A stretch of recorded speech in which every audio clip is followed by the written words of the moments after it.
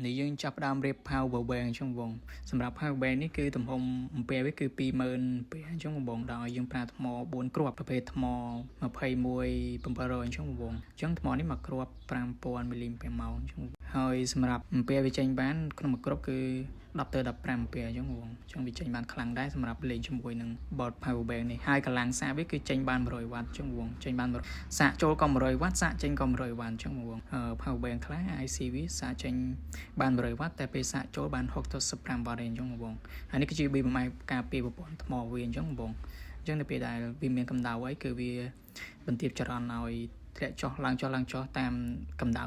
វាអញ្ចឹងបងបើក្ដៅខ្លាំងគឺវាអត់ឲ្យចូលខ្លាំងទេតែបើមេត្រីវាចេះគឺវាឲ្យចូលខ្លាំងអញ្ចឹងបងហើយនេះគឺយើងរៀបហើយអញ្ចឹងបងគឺស្អាតខ្លាំងមែនតើ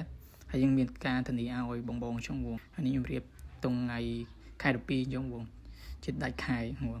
ហើយអានេះគឺតេស្តសាច់បញ្ចូលអញ្ចឹងបងគឺ100វ៉ាត់ពេញអញ្ចឹងបងអរគុណច្រើន